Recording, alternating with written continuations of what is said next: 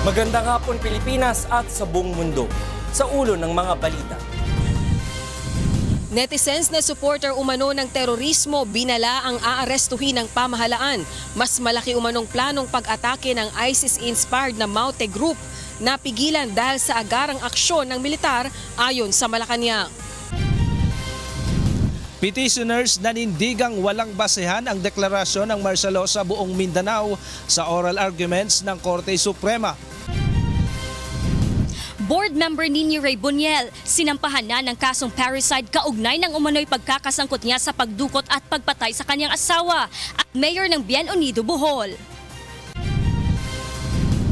Department of Tourism dumipensa sa alegasyong plagiarized o kinopya lamang ang inilabas nilang tourism campaign. Una sa ating mga balita ngayong hapon, nanindigan ng Malacanang na nasa tiempo lang ang naging hakbang ng militar upang mapigilan ang mas malaking plano ng Maute ISIS sa Marawi City. Samantala sinabi ng Department of Information and Communications Technology o DICT na aarestuhin na ang mga Facebook users na sumusuporta sa terorismo. Ito ang balita ni Rosalie Cos. Aminado ang Malacanang na may nakuha ng impormasyon ng pamahalaan at militar hinggil sa pinaplano ng teroristang grupong pinangungunahan ni Isnelon Hapilon, ang emir o leader ng ISIS sa Pilipinas, bago pa man sumiklab ang kaguluhan sa Marawi City. At ang impormasyong ito ang ginamit ng pamahalaan upang gumawaan niya ng agarang aksyon ng militar at pigilan ang malaking planong pagkubkob ng teroristang grupo sa syudad. The early action of the military and the government has actually preempted their plans to be able to capture the city. So we need to credit that. Yes, they were intel, but it was something that had to be vetted and to be authorized properly. Kung hindi anya ganito ang naging tugon ng militar, mas malala pa ang magiging sitwasyon sa Marawi ngayon. Samantala, nananatili namang walang schedule para sa public activity si Pangulong Rodrigo Duterte ngayong araw. Tiniyak ng pamahalaang nananatiling maayos ang kalagayan ng kalusugan ng punong ehekutibo. Actually in excellent health, except for the fact that his schedules had been brutal. I think we need to allow him a few rest. He was actually on top of the situation. However, he also needed rest. Iniulat naman ng Department of Information and Communications Technology na may mga Facebook users ng subject ng pag-aresto ng mga otoridad dahil sa cyber sedition o paglabag sa Article 142 ng Revised Penal Code o paghikayat ng ibang taong magalit at mag-aklas laban sa pamahalaan. We are involved, confidential, may huhuli na. Cyber sedition, may huhuli. We are not going to name the persons. You are able to track about more than one last night. Matatanda ang pinakiusap ng Armed Forces of the Philippines sa Facebook kamakailan na alisin ang higit 60 FB accounts ng mga jihadist at kanilang mga supporter. Rosalie Cos, UNTV News and Rescue, Malacanang. Walang nakikitang problema ang ilang senador sa ginagawang pagtulong ng Estados Unidos sa Marawi City. Ito ay sa gitna na rin ng pagpuna ng ilang mambabatas sa ayuda ng US Forces sa tropa ng Pilipinas sa Marawi Siege. Ito ang balita ni Nel Maribuho. Naistibayan muna Party List Representative Carlos Zarate na imbestigahan ng mababang kapulungan ng Kongreso ang partisipasyon ng Estados Unidos sa Marawi City sa operasyon ng Armed Forces of the Philippines laban sa Maute Group. Sa resolusyong inihain ng mambabatas, ilang sektor umano ang nagtatanong kung ang US government ay may pauna ng kaalaman na may mangyayaring pag-atake ng Maute, ngunit pinayagan nila ito bilang umano'y ganti sa mga naging pahayag noon ni Pangulong Duterte. Nakakaalarma rin anya na hindi alam ni Pangulong Duterte bilang Commander-in-Chief na huminginan ng tulong sa Estados Unidos sina Defense Secretary Delfin Lorenzana at AFP Chief of Staff Eduardo Año. Wala namang nakikitang problema dito si Senator J.V. Ejercito, partikular na ang ginagawang pagtulong ng US Forces. It's all the world leaders' problem. Ano na 'to? It's an international problem. Hindi na natin alam where they will strike. So kung magtulungan man yung mga bansa, like in this case ang Estados Unidos tumutulong sa atin, we welcome it. Obviously they have far superior equipment. Dagdag pa nito, limitado lamang anya sa pagbibigay ng intelligence at technical ang partisipasyon ng US sa operasyon ng tropa ng Pilipinas. Kaugnay nito, ayon sa senador, titingnan pa rin naman nilang mabuti ang sitwasyon sa Mindanao, partikular sa Marawi City sa ilalim ng batas militar. So we will see after 60 days na Kung hindi pa rin mag-improve ang situation, then we will assess. Personally, I would want another briefing from the security officials and the DND officials para malaman natin yung real situation in case we need to extend. Nel Maribuho, UNTV News and Rescue, Pasay City. Hiniling ni Justice Secretary Vitaliano Aguirre II sa Korte Suprema na baguhin ang desisyon nito na litisin ang mga nahuling miyembro ng Mauti Group sa Cagayan de Oro City. Sa isang liham kay Supreme Court Chief Justice Maria Lourdes Sereno, sinabi ni Aguirre na nangangamba ang mga wes at prosecutor sa kanilang kaligtasan kung sa CDO gagawin ng paglilitis. Bukod dito, wala rin anyang sapat na pasilidad sa Camp Evangelista upang pagkulungan sa mga nahuling miyembro ng Mauti. Hiling ng kalihim na ilipat ang paglilitis sa Taguig City at ikulong ang mga nahuling terorista sa Camp Bagong Diwa. Mas hinigpitan ng checkpoint sa bayan ng Pantar at mga karatig lugar sa Lanao del Norte matapos ang umano'y ambush na nangyari noong nakaraang Sabado. Ito ang balita ni Weng Fernandez. Dinagdagan ng otoridad ang checkpoints at deployment ng mga pulis sa bayan ng Pantar at kalakip lugar sa Lanao del Norte. Ito ay kasunod na rin ng napaulat na pananambang noong Sabado sa lugar na ikinasugat ng 4 na pulis. Ngunit paglilinaw ng hepe ng Pantar Police, hindi ambush ang nangyari. Mayroong shooting incident pero wala pong ambush incident, ma'am. Sinasabing naka-escort ang mga pulis sa ilang Mauti members na ibinabiyahe noon papuntang Cagayan de Oro City nang barili ng hindi pa natutukoy na mga sospek. Inaalam pa sa ngayon kung sino ang nasa likod at kung ano ang motibo ng insidente. Tiniyak naman ng Pantar Police na nananatiling ligtas at tahimik ang kanilang lugar sa kabila ng nangyaring bakbakan sa kalapit lungsod ng Marawi. Patuloy rin ang kanilang panawagan sa publiko na agad isumbong sa kinauukulan kung may nakikitang kahinahinalang bagay o tao sa kanilang lugar. Magtulong-tulungan tayo lahat, huwag natin hayaan na mangyari sa atin yung nangyari sa Marawi City. Weng Fernandez, UNTV News and Rescue, Iligan City. Susunod sa ito ang balita. Department of Tourism dumipensa sa alegasyong plagiarized o kinopya lamang ang inilabas nilang tourism campaign. Board member Nini Ray Buniel, sinampahan na ng kasong parricide kaugnay ng umano'y pagkakasangkot niya sa pagdukot at pagpatay sa kanyang asawa at mayor ng Bien Unido, Bohol.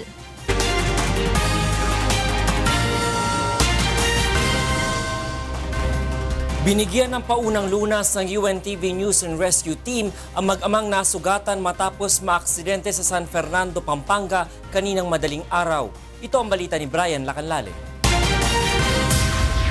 Tinulungan ng UNTV News and Rescue Team ang mag-amang naaksidente sa motorsiklo sa Barangay San Matias, City of San Fernando, Pampanga, pasado 1:00 kaninang madaling araw.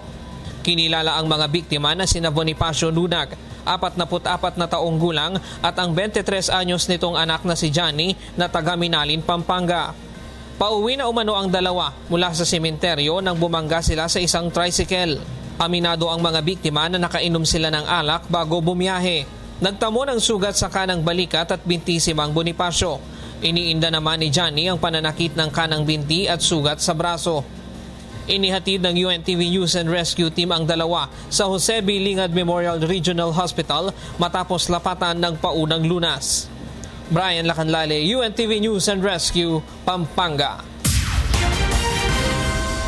Pirma na lang ni Pangulong Rodrigo Roa Duterte ang kulang sa Executive Order o EO na mag-aatas sa mga government agencies na ilipat ang kanilang information at public services sa Department of Information and Communications Technology o DICT. Ito ang balita ni Rosalie Cos. Inihayag ni Information and Communications Technology Secretary Rodolfo Sala Lima na malapit ng pirmahan ni Pangulong Rodrigo Duterte ang executive order para sa pagkakaroon ng National Government Portal.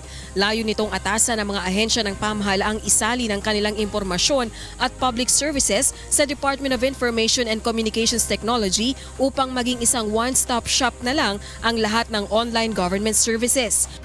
The people can avail of the online services of the various agencies of the government, like po ng NBI, like po yung Statistics Office natin. Una nang nakapagbigay ng information ng Bureau of Internal Revenue at sa loob ng 6 na buwan, inaasahan ng DICT na nailipat na ng ibang government agencies ang kanilang information at public services. Samantala, inihayag din ng DICT na mayroong hanggang September 16 ang mga telecommunication company upang pag-ibayuhin ang kanilang serbisyo sa internet. Nag-aanyaya na rin ang pamahalaan ng malaking telecom company sa labas ng bansa upang pag-ibayuhin ang kompetisyon ng internet. Sabi ko, get a third-party operator with a big local component and a very big partner from abroad because they have to have deep packets to compete with the duopoly. So, open po tayo. Upang masagawa ito, pinapamadali rin ang proseso sa pagtatayo ng karagdagang cell sites. Other local government agencies has to act on the permits ng mga telcos for the purpose of installing and operating these services. Rosa Licoz, UNTV News and Rescue, Malacanang. Nanindigan ng Department of Tourism o DOT na hindi kinopya sa ibang bansa ang bagong tourism advertisement.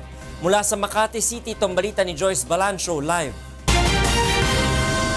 Joyce, go ahead. Yes, magandang gabi sa iyo, Attorney Reggie. Inulan nga ng batikos ang kakalabas lang na tourism campaign ad ng Department of Tourism dahil sa malaking similarity nito sa konsepto ng campaign ad na inilabas ng South Africa taong 2014. Ito ang sites, ang pinakabagong tourism advertisement na inilabas ng Department of Tourism o DOT kahapon para i-promote ang ganda ng Pilipinas. Sa video, Attorney Reggie, makikita si M. Uchimura, isang Japanese retiree na lumilibot sa iba't ibang parte ng bansa at ine-enjoy ang kagandahan ng paligid at kultura ng Pilipinas. Sa huli ng video, doon lang ipinakita na bulag pala siya. Ang mensahe ng tourism ad na ito, hindi mo kailangan makakita para maramdaman na at home ka sa Pilipinas at mas masaya ang buhay kapag kasama ang mga Pilipino. Ang naturang video na ito kinumpara sa kaparehong konsepto ng South African tourism ad taong 2014 na gumamit din ng isang bulag na lalaki na manghang-mangha naman sa ganda ng South Africa. Sa isang press conference kanina, Attorney Reggie, nanindigan ang McCann World Group Philippines na siyang gumawa ng video na hindi nila kinopya ang konsepto ng advertisement. Nila hango sa totoong storya ng isang Japanese retiree ang tourism ad ng DOT. We take full responsibility as all ideas and storyboards presented were conceptualized by McCann World Group Philippines. We also underscore that there has never been any intention to copy others' creative work. We stand by the integrity with which this campaign was developed. Dinepensahan naman ng Department of Tourism ang inilabas din nila na video. As McCann has said, we based our decision on the testimonies that we got, and in our consultations with the different agencies under the DOT, we saw an opportunity to promote the real situation among seniors wanting to live in the Philippines. It presents a different, a unique proposition, a popular scene that runs in everybody's life. Sinabi naman ng McCann na marami silang pinag-aralan na iba't ibang campaign videos bago nila nabuo ang konsepto ng naturang tourism ad. Pero hindi nila inamin kung kasama nga ba ang South African ad sa mga tinitingnan nila. Ayon naman sa DOT, wala pa silang balak na i-pull out ang nasabing tourism advertisement at hindi pa rin napag-uusapan kung i-edit pa ba ito. Katunayan, aasahan pa nga na maglalabas pa ng tourism videos ang DOT ngayong taon na gagawin rin na McCann World Group Philippines. Attorney Reggie, hindi ito ang unang pagkakataon na binatikos ang campaign ad ng DOT dahil sa issue ng plagiarism. Maalala, 2012 ay nagkaroon din ng issue ang slogan na "It's more fun in the Philippines" dahil anya ginaya rin umano ito sa 1951 tourism slogan na "It's more fun in Switzerland." Attorney Reggie, sa press conference kanina, nagpaliwanag din ang Department of Tourism kung bakit sinusulong naman nila ang bagong slogan na "Experience the Philippines". Nila hindi naman nila permanenteng tatanggalin ang "It's more fun in the Philippines", pero gagamitin mo na nila itong slogan na ito bilang tugon nga sa iba't ibang nangyayari sa Pilipinas, partikular sa Marawi, sa Mindanao. Isang katanungan lamang, no, itong mga gantong kontrobersya, hindi na ito foreign dito sa Department of Tourism dahil a few years ago may mga nangyaring ang ganto. Ano ang gagawin ng Department of Tourism para hindi na maulit itong mga gantong insidente o mga alegasyon ng pangungopia? Attorney Reggie, ayon nga sa Department of Tourism, kanina sa kanilang press conference ay naninindigan sila na original naman yung konsepto na to dahil based nga sa mga testimonies ng mga Pilipino or yung mga foreigners na pumupunta dito sa Pilipinas, yung kanilang concept ng video. Ayon naman sa kanila ay marami talaga ideas na napepresento. Katulad nga na Macan, sinabi nila kanina na meron sila mga iba't iba pang pinag-aralan na videos. Pero naninindigan kasi sila, Attorney Reggie, na ito ay creative output, iba't ibang idea yung kanilang mga consider bago nila nabuo itong konsepto na ito. Attorney Reg? Maraming salamat, Joyce Balancho, nag-ulat ng live mula sa Makati City. Sinimulan na digin ng Supreme Court ang mga petisyon laban sa martial law sa Mindanao. Nanindigan ng mga petitioner na walang basihan at hindi kailangan ng martial law upang solusyonan ang krisis sa Marawi City. Ito ang balita ni Roderick Mendoza. Sa pasimula ng oral arguments kanina, iginiit ng mga petitioner sa Korte Suprema na walang basehan at hindi kailangang magdeklara ng martial law sa Mindanao. Ayon kay Congressman Ed Selagman, mali-mali ang mga ulat tungkol sa insidente na pinagbatayan ni Pangulong Rodrigo Duterte. Gaya na lamang halimbawa ng pamumugot umano sa hepe ng pulisya ng Malabang Lanao del Sur na kinalaunan ay nagpakita at nagpa-interview pa sa media. It is important to underscore that many of the factual assertions in the proclamation and report turn out to be inaccurate, false, contrived, and or hyperbolic. Hindi nila rebellion ang ginagawang pakikilaban ng Mauti Group sa Marawi City, kundi pinoproteksyonan lamang ng mga ito ang Abu Sayyaf leader na si Isnilon Hapilon laban sa operasyon ng militar. Ipagpalagay man nila na may rebellion sa Marawi, hindi ito sapat na dahilan upang isailalim sa batas militar ang buong Mindanao. Assuming without conceding that the violence in Marawi could be considered as actual rebellion that covers the entire Mindanao, the proclamation and even the report to Congress lack sufficient basis that such actual rebellion has reached to such an extent that public safety requires the imposition of martial law and suspension of the writ in the entire Mindanao. Kaya din nilang solusyonan ang krisis sa Marawi nang hindi nagdedeklara ng batas militar. The petitioners do not intend to dilute the violence and terror that exists in Marawi or the gallant sacrifices of our soldiers and police officers in the field. We assert, however, that military might can be exercised without the imposition of martial law or the suspension of the privilege of the writ of habeas corpus. Pero ayon kay Solicitor General Jose Calida, malinaw na may rebelyong nangyayari sa Marawi City. 4 na grupo na anya ng mga rebelde at teroristang grupo ang nagsanib puwersa upang magtatag ng probinsya ng ISIS sa Mindanao. Sino bang Pilipino hindi naniniwala na may rebellion ngayon? Sinusuplant na nila yung allegiance ng kababayan natin. Dinideprive nila yung Pangulo natin sa mga prerogatives as Commander-in-Chief and President. Paliwanag pa ni Calida, hindi lamang sa Marawi nakakalat ang mga kasapi ng mga rebelde at teroristang grupo, kaya't dapat isailalim sa martial law ang buong Mindanao. You cannot contain rebellion in one area.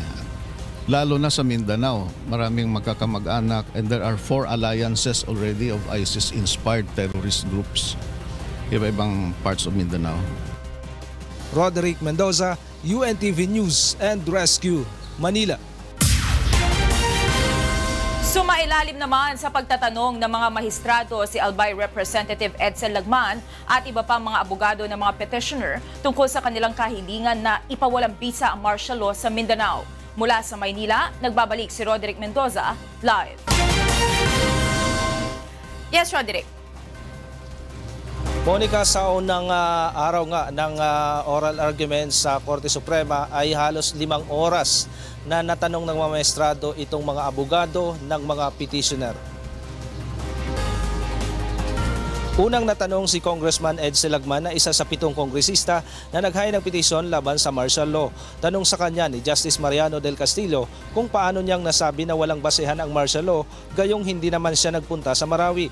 Sagot naman ni Lagman, hindi kailangang nasa Marawi ang mga petitioner at patuloy niyang tinututukan ang sitwasyon doon. Martial law will be with us only for 60 days assuming that he won't lift the proclamation earlier. So with all the safeguards, I don't know why we're so worried. Your Honor, all of these subsequent killings, including civilians and children, we commensurate with the government with respect to the deaths of many soldiers. But these are all circumstances after the fact of the declaration of martial law. They are the aftermath of an ill-conceived declaration. This will not in any way validate the continuance of martial law. Sangayon si Lagman na may mga dayuhang terorista na kasama ng Mauti Group sa pakikipaglaban sa mga sundalo ng pamahalaan. Kaya tanong sa kanya kung hindi ba niya ito ikinababahala gayong hayagang iwinawagayway sa Marawi ang bandila ng ISIS. They're precisely putting up their flag there to supplant the authorities of the local government with their own. In effect, they're trying to remove allegiance of Marawi City from the government. No, Your Honor, it is cheap propaganda which they have been using for a long time already.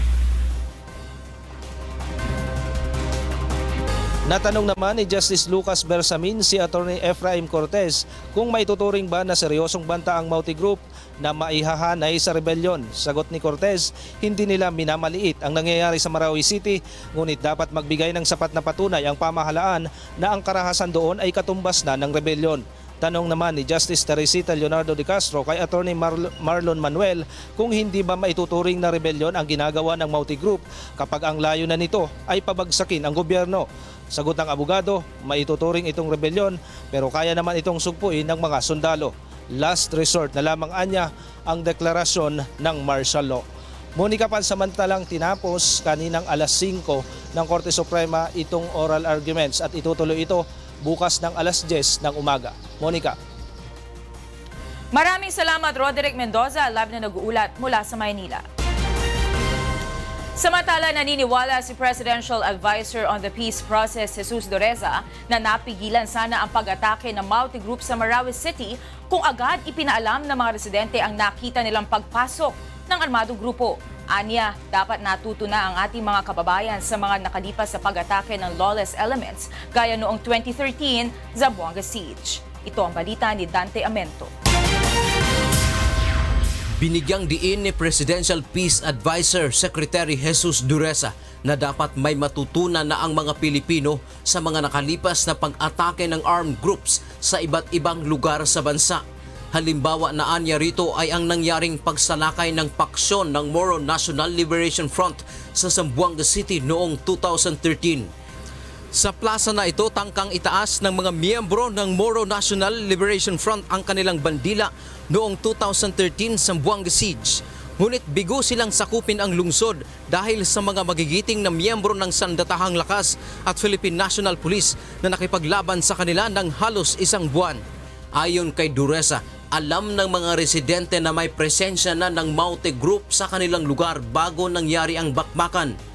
Ngunit hindi ito nireport sa mga otoridad dahilan upang nagkaroon ito ng pagkakataong makapagplano ng maayos at maghasik ng karahasan. Government cannot do this alone. We must learn from our lessons of the past. Ang problema, our Marawi friends did not learn from that lesson. Ayon sa kalihim, mahalaga ang kooperasyon ng publiko para magapi ang mga kalaban ng pamahalaan at makatulong sa pagpapanatili ng kaayusan. You have not learned yet the bad lessons why tragedies happen. Dahil kung tayong mga mamamayan, pinagbibigyan na natin, pinababayaan natin yung mga masasama, walang mangyari sa atin. Dante Amento, UNTV News and Rescue, Zamboanga City. Muling pinahiyuhan ng Department of Trade and Industry ang mga overseas Filipino workers na magpadala ng kanilang balikbayan boxes sa mga accredited sea forwarder. Ito ay upang maiwasan ang problema sa delivery at masigurong matatanggap ito ng kinaukulan. Ito ang balita ni Joan Nano. Isang kultura na para sa mga Pilipinong nagtatrabaho sa abroad ang pagpapadala ng balikbayan boxes sa kanilang mga pamilya dito sa Pilipinas. Ayon sa Department of Trade and Industry, karaniwang dumadagsa ang pagdating ng balikbayan boxes sa Bureau of Customs tuwing Hunyo at Disyembre dahil sa pagbabalik eskwela ng mga estudyante at holiday season. Dahil dito, pinaalalahanan ngayon ng ahensya ang mga kababayan nating OFW na magpadala ng kanilang balikbayan boxes sa mga sea freight forwarding company na accredited lamang ng DTI. Layo nitong matiyak na makakarating sa kinauukulan ang kanilang ipinapadala at upang maiwasan na rin ang dami ng mga reklamong natatanggap ng DTI hinggil sa delivery ng balikbayan boxes. Kadalasan talaga kapag hindi accredited, doon nagkakaroon ng problema. No, kasi mga bigla na lang nagbabago o nawawala itong mga freight forwarders na ito. Ayon sa ahensya, ang mga items gaya ng pagkain, sapatos, bag, damit, pabango at iba pang mga kahalintulad nito ang maaari lamang na ipadala sa pamamagitan ng balikbayan boxes. Ngunit kinakailangang nasa makatwirang dami lamang ang mga ito at hindi bulto para ibenta at gawing negosyo. Samantala, mahigpit namang ipinagbabawal ang paglalagay ng pera, tseke, mga alahas, pirated products at mga pagkaing walang maayos na packaging. Batay sa patakaran ng DTI, ang lahat ng freight forwarding company sa ibang bansa ay kinakailangang may local counterpart dito sa Pilipinas upang masigurong makakarating ang kanilang mga ipinapadala. Paalala pa ng DTI, 150,000 pesos na halaga ng mga items lamang ang pinahihintulutan nilang ipadala sa mga freight forwarder. May babala naman ang ahensya sa alinmang freight forwarding company na lumalabag sa kanilang mga panuntunan. Inaalaw po ang Department of Trade and Industry na mag-revoke ng accreditation ng mga freight forwarders natin o di kaya mag-issue ng cease and desist orders kung hindi man sila accredited pagka nagkaroon po ng violation. Para sa kumpletong listahan ng mga kumpanya ng sea freight forwarder na accredited ng DTI, bisitahin lamang ang kanilang website sa www.dti.gov.ph. Joan Nano, UNTV News and Rescue, Makati City. Sinampahan na ng kasong parricide si Bohol Provincial Board Member Nino Ray Boniel sa Lapu-Lapu City Prosecutor's Office. Si Boniel ang prime suspect sa umano'y pagkidnap at pagpatay sa asawa nitong si Bien Unido Mayor Gisela Boniel. Mula sa Lapu-Lapu City, Cebu, ito ang balita ni Gladys Tawabi live. Go ahead, Gladys. Yes, maayong gabi, Kim. Pasado alas 2 ng hapon nang dalhin ng Police Regional Office 7 si Bohol Provincial Board Member Nino Ray Boniel dito sa Lapu-Lapu City Prosecutor's Office. Si Nino Ray ay sinampahan ng kasong parricide dahil sa umano'y pagkidnap at pagpatay sa asawa nitong si Bien Unido Mayor Gisela Boniel. Kasama rin sa sinampahan ng kaso ang 8 umano'y kasabwat sa krimen na sina Riolito Boniel na pinsan ni Nino, Randel Lupas, Willie Hoylar, Restituto Mangunsya Jr., Lobo Boniel, Alan De Los Reyes Jr., Wilson Hulyar at Brian Boniel Saicon. Sa 8 ito, 4 pa lamang ang naaresto ng mga pulis. Ito ay sina Riolito, Lupas, Hoylar at Magunsya. Sina Riolito at Lupas ay gagawing state witness matapos ituro ng mga ito na si Nino ang nasa likod ng pagpatay kay Gisela. Inutusan din umano silang itapon ang katawan ng biktima sa karagatan ng sakop ng Bohol at Cebu. Sa ngayon ay hindi pa rin natatagpuan ang katawan ng mayor ng Bien Unido. Kasama ni Nino na humarap sa kaso sa inquest proceeding ang kanyang 2 abogado at ang kanyang tiyuhin.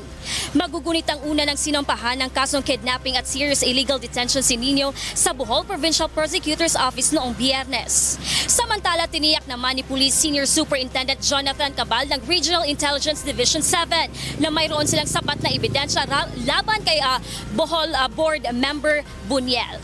At yan muna ang ating update gikan diri sa Lapu-Lapu City, Cebu. Kim? Maraming salamat, Gladys Tawabi mula sa Lapu-Lapu City, Cebu.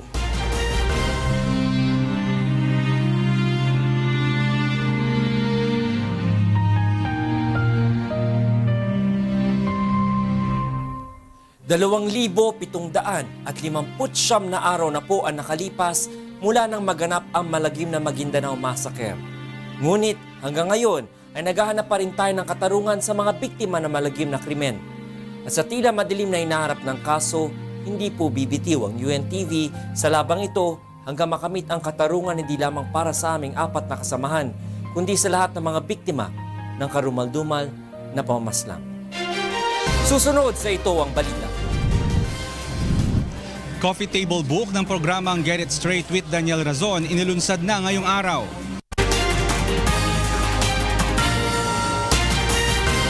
Tagumpay na nailagay ng Armed Forces of the Philippines o AFP ang watawat ng Pilipinas sa pusod ng Philippine Rise kasabay ng pagdiriwang ng Araw ng Kasarinlan kahapon. Ito ang balita ni Brian Evangelista.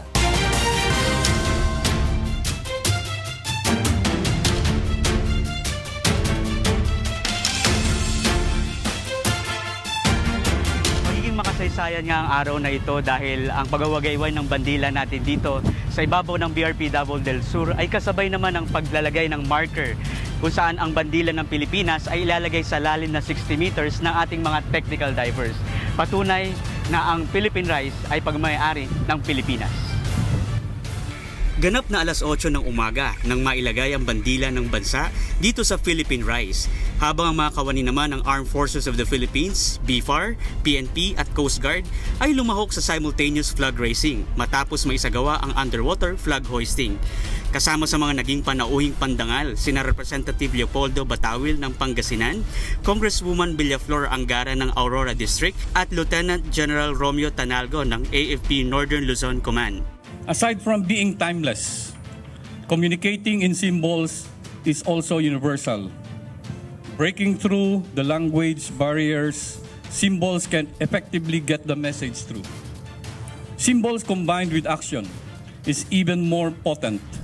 Direktiba mismo ng Pangulong Rodrigo Roa Duterte ang paglalagay ng underwater marker dito sa Philippine Rise sa pangangasiwa ng AFP Northern Command. This means protecting and if needed, defending what is ours. For now, let us celebrate, for in the depths of the rise lay the ultimate symbol of our nation, our flag, hoisted over Benham Rise or Philippine Rise today on Independence Day. Raising the flag here is to show the world that we have full jurisdiction of the Philippine Ridge. Ang Philippine Ridge ay atin. Dapat natin itong bantayan at pangalagaan upang mapakinabangan natin ito, pati na ang mga susunod na henerasyon. Kaya sa ika-119 na taon ng ating kasarinlan, naway ang diwa ng bayanihan ay patuloy na mag-alab sa ating mga puso dahil tayong lahat ay bayani sa mata ng buong mundo sa pagtatanggol at pagbabandila ng sariling atin. Sa araw ng ating kasarinlan, kaisa ng Armed Forces of the Philippines, ang UNTV News and Rescue at iba't ibang sangay ng pamahalaan sa pagdiriwang natin ng araw ng ating kalayaan dito mismo sa Philippine Rise.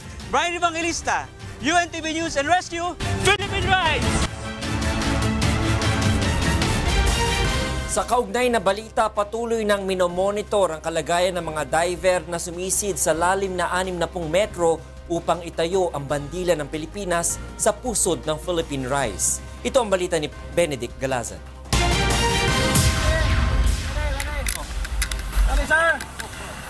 Okay, go. Lahat ng divers na sumisid hanggang sa lalim na 62 meters ay binantayan ng medical team mula sa Philippine Navy, katuwang ang UNTV News and Rescue Team. Strategic ang pwesto ng mga standby medic sakay ng speedboats upang mas mapabilis ang pagresponde sa mga divers sakaling magkaroon ng emergency. Naka-standby naman ang hyperbaric chamber sa mismong mothership upang mabigyan ng agarang lunas ang sinumang magkakaroon ng decompression sickness. Masaya ang medical team dahil naging matagumpay ang kabuuan ng underwater flag hoisting sapagkat ligtas ang lahat ng diver sa pagtatapos ng misyon. Thank you sa mga lahat ng mga medical team na nag-participate, sa inyo din, sa mga UNTV rescue team and civilians, other civilian doctors, kila Dr. Diabres. Naging mahirap ang naging pagsisid ng mga technical diver dahil malakas ang current sa ilalim ng Philippine Rise. Ganun pa man, pinilit nilang mailagay ang watawat sa loob ng maximum time na 20 minutes. Bagamat nasugatan ng isa sa mga diver na agad namang nilapatan ng first aid ng medical team. Ang pinaka-importante, lahat ng divers, lahat ng pumunta doon, safe and sound tayo lahat. Nagawa natin yung mission natin ng walang aksidente. Masaya naman ang isa sa mga nanguna sa misyon dahil successful at maganda ang naging resulta ng lahat ng ginawang paghahanda para sa makasaysayang flag hoisting. So we build up the team spirit for all the divers. So it started from Anilao, Batangas. We assigned them to a team wherein they will choose their OICs. So there will be an in charge in every team. So we were able to build up the team Philippine Rise.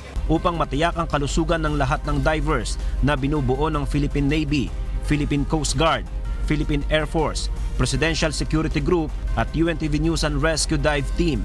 Lahat sila ay sasailalim sa medical monitoring sa loob ng 24 oras. We have to monitor them kung merong any signs and symptoms sila na mararamdaman. So, kailangan pa rin namin sila i-monitor after their dive. Lalo na yung mga nag-180 to 200 feet. Isang pagkakaibigan na rin ang nabuo sa lahat na nakasama sa misyon. Magkakaiba man ang grupong kinabibilangan, ngunit nagsama-sama sa iisang layunin na ipaalam sa mundo na ang Philippine Rise ay sakop ng ating teritoryo. Benedict Galasan, UNTV News and Rescue, Philippines.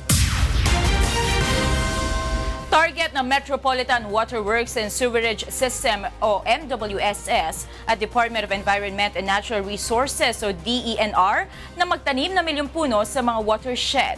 May mga plano na rin ang pamahalaan para sa posibleng mapagkunan pa ng tubig para sa supply sa Metro Manila at Karatig, Lalawigan. Ito ang balita ni Ray Pelayo. 6 na watershed sa Metro Manila at ibang lugar sa Luzon ang naistaniman ng puno ng MWSS at DENR kasama ang iba pang organisasyon. 1 milyong puno kada taon ang plano nilang pausbungin upang magbigay proteksyon sa mga pinagkukunan ng tubig ng Metro Manila at Karatig, Lalawigan. Uumpisahan ang pagtatanim sa June 23 sa Ipo Dam at isusunod na tatamnan ng mga watershed ng Angat, Umiray sa Quezon, Lamesa, Marikina at Laguna Lake. Nasa plano na rin ngayon ng MWSS ang pagtatayo ng mga dam at paghahanap ng iba pang mapagkukunan ng tubig.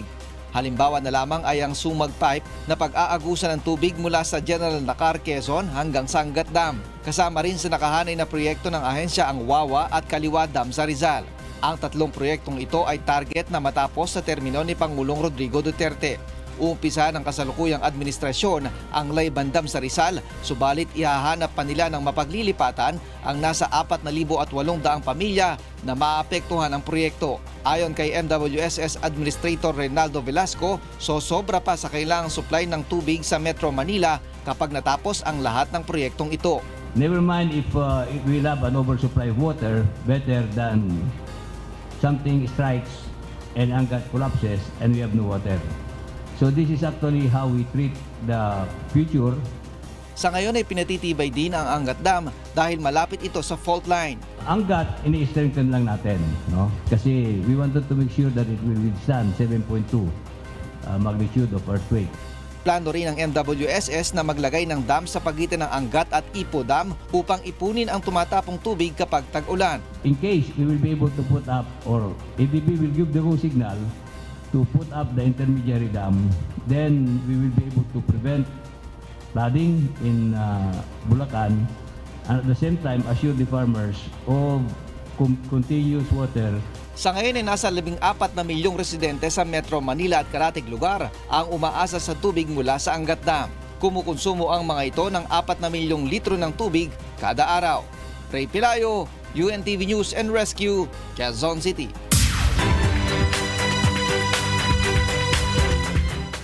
Mayong gabi, una sa atong mga balitang Promdi. Padayon nga ginasuta sa mga otoridad ang hinungdan sa nahitabong sunog sa bodega sa usa ka planta sa Davao City, diin 7 ka tawo ang nangaangol. Kini ang balita ni Marisol Montaño. Piabot sa general alarm ang nahitabong sunog sa planta sa Sagrex Corporation sa Barrio Pampanga sa Lanang, Davao City kagahapon. Sa kuha sa UNTV drone, makita ang dakong kalayo nga milamoy sa usa sa mga bodega sa pabrika. Sumala sa Bureau of Fire Protection, nakatago sa maong warehouse ang mga materyales sa paggama og Betafoam, polybag og seedling bags. Sumala sa usa ka empleyado, maopay paghawa nila sa planta sa dihang miulbo ang sunog. Namigitan na ba mga plangka, basig i-off na namo, basig kalimtan.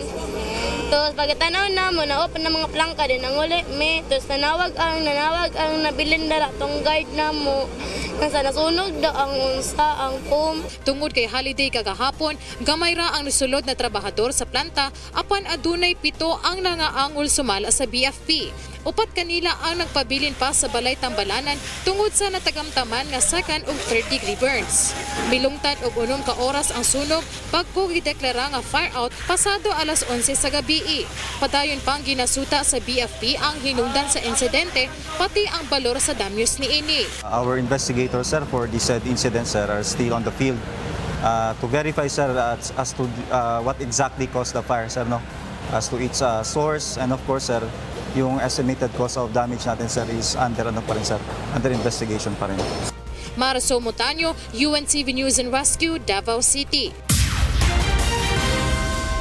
Kapin sa 800 ka mga trabaho ang mamahimong applyan sa mga Novo Ecijano sa gipatigayong jobs fair sa Department of Labor and Employment sa Cabanatuan City. Kini ang balita ni Danny Munar. Nasa 1,000 aplikante ang nagtiyagang pumila sa isang mall sa Cabanatuan City, Nueva Ecija para sa jobs fair ng DOLE ngayong araw. Nasa 800 local jobs ang inaalok ng 30 kumpanya sa pakikipagtulungan ng iba't ibang sangay ng pamahalaan. Ayon kay Public Employment Service Office Supervising Officer Ronel Sanuco, magandang pagkakataon ito para sa mga naghahanap ng trabaho o kaya ay gustong lumipat ng mapapasukan dahil sa mas maluwag na application. Nakiusap po tayo sa mga employer na kung may konting diferensya lang naman, kumbaga, maging mapangunawa din tayo sa mga aplikante. Kabilang sa job opportunities ay nasa larangan ng construction at service sector. Malaking bagay naman para sa mga aplikante ang jobs fair para sa mas magaang paghahanap ng trabaho. Marami pong tapos ngayon na nangangailangan po ng trabaho kung saan kailangan po nilang maghanap buhay, hindi po nakatambay lang sa bahay. Mabuti po ito sa mga, ito ay mag-benefit ang mga naghahanap ng trabaho, especially the fresh graduates and the people of Nueva Ecija. Sa 1,000 nag-apply ng trabaho, mahigit 100 ang hard on the spot at 800 naman ang naghihintay pa ng tawag mula sa mga kumpanya. Danny Munar, UNTV News and Rescue, Nueva Ecija. Og kana ang mga balita nga atong gitutukan gawas sa kauluhan. Ako si Victor Cosare. Maayong gabi. Hinarana ni Asia's Queen of Songs, Miss Pilita Corrales, ang mga tagapakinig ng Radyo La Verdad nang siya ay maging panauhin ng programang Sa Likod ng Isang Awit. Ito ang balita ni Darlene Basingan. Mamang kay lupit, ang puso mo'y di na nakabag. Pag pumanaw ang buhay ko, may isang pipit na iiyak. Miss Tulang hinarana ng nag-iisang Asia's Queen of Songs, Miss Pilita Corrales, ang mga tagapakinig ng programang Sa Likod ng Isang Awit ng Radyo La Verdad.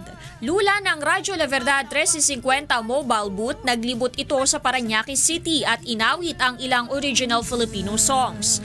Tulad ng Visayan song na Usahay. Usahay, nagadamgo ako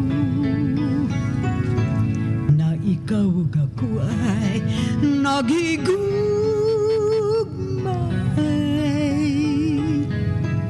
At ang classic Filipino song na Ang Pipit.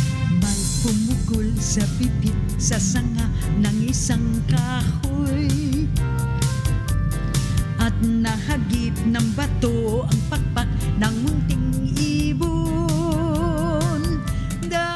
Sa Likod ng Isang Awit ay ideya ni Mr. Public Service Kuya Daniel Razon sa pamamagitan ng radio mobile booth ng Radyo La Verdad na ilalapit ang mga artist sa kanilang mga tagapakinig. This is the first time for me. I mean to say, I've never seen this before. Talaga naman, it's such a nice idea. You go instead of the artist going to your radio program. So talagang tuwan-tuwa ako. Nagpahayag rin ito ng kanyang paghanga sa kakaibang konsepto ng programa ni Kuya Daniel, kung saan nagkakaroon ng pagkakataon ang mga tagapakinig na higit na malaman ang mga taong nasa likod ng isang awit. That is nice, this program, because it goes beyond the song. Before the song, why the reason of the song. First time lang merong ganyang program. Usually they ask you, and when you whenever they interview you, you always forget the composer, which is so important. Mapapakinggan ang programang Sa Likod ng Isang Awit sa Radyo La Verdad 13:50 tuwing Lunes hanggang Biyernes, alas 12 ng tanghali hanggang 1:00 ng hapon. Darlene Basingan, UNTV News and Rescue, Philippines.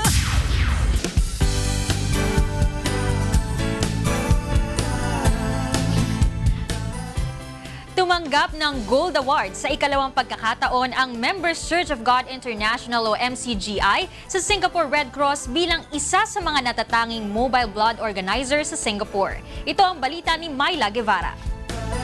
Target ng Singapore na makakolekta ng nasa 120,000 na blood units taon-taon. Noong isang taon sa pamamagitan ng Singapore Red Cross, nakakolekta ang pamahalaan ng 116,000 blood units. 32 organisasyon ang binigyang pagkilala ng Singapore Health Ministry sa taong ito. 11 sa kanila ay nakapagbigay ng mahigit 500 blood units bawat isa. Ang parangal ay kasabay ng pagdiriwang ng Singapore Red Cross ng 14th World Blood Donors Day noong Sabado. I would also like to commend the good work of the community blood mobile organizers, and I thank them for working tirelessly behind the scenes to support the National Blood Program. Not only have you helped to ensure a sustainable supply of blood for patients in Singapore, you have also played a vital role in strengthening community bonding and provided important alternative avenues for many others to donate blood. Ang Members Church of God International bilang isa sa mga mobile blood drive organizers ay nakapag-donate ng 512 na blood units noong isang taon. Kaya nakatanggap ito ngayon ng ikalawang Gold Award. In behalf of the Members Church of God International, Brother Eli and Kuya Daniel, we are grateful to God. We give praises to God for making us a small instrument to save lives. Thank you for Singapore Red Cross for this recognition, and we will continue doing good works in partnership with Singapore Red Cross. Thank you. So I want to say to the Church of God International that what they are doing is a great thing. They are actually saving lives, and this is something that we are very grateful for. We think you are doing your duty for your fellow mankind, and we want you to continue doing that and spread the message. Samantala, ang Singapore Red Cross at Health Science Authority ay naglunsad ng ilang paraan upang makahikayat pa ng mga potensyal na donors at mas mapalawak pa ang maabot ng mga regular blood donation drive. We will continue our outreach to the schools because we hope that people can start their blood donation journey as young as possible. And we will continue to work with the media, religious institutions like yourself. Kada taon ay kailangan makapag-ipon ng sapat na bilang ng dugo ang Singapore Red Cross upang mapanatili ang healthy level ng supply na ibinahagi sa mga ospital. Kaya naman nanawagan ito sa mas marami pang donors na makaisa sa mga blood donation drives, kung saan isa sa mga taga-suporta ay ang MCGI. Ako si Myla Guevara para sa Serbisyong Kasambahay. At yan ang ating balita sa entertainment at public service ngayong gabi. Ako po si Leslie Lombowen. Balik sa inyo, Attorney Reg, Monica, and Ken. Maraming salamat, Leslie. Pero bago tayo magtapos, marami tayong kailangan i-congratulate. Yes. First, si Kim. Dahil nandito siya. Sinamahan niya tayo. Siya. At si Kuya Daniel Razon for the launching ng kanyang coffee table book. Na nandun ngayon si Angela, kaya nandito si Kim. Yes. At sold out, ha? Sold out. Ang galing. First day. First day pa lang. At marami pa yan na lalabas na version 1 pa lang daw to sabi. Correct. Oo, kasi tuloy-tuloy pa rin naman ang Get It Straight. Dumadami yung mga compilation natin. So abangan nila yung book 2. And lastly, yung ating mga Marines na sumisid doon sa pusod ng Philippine Rise. Diba? Kasi nagawa niya. That's a major feat. At dalawa sa mga divers natin ang nakasama doon sa UNTV. Historical yan. Congratulations. Congratulations po. At yan po ang naging kabuuan na ating balitaan ngayong gabi. Aming inilahad ng buong katapatan kung paano namin nasaksihan. Kayo po'y makapagtitiwala ng aming nakita at narinig ang aming ibinabalita. Magandang gabi.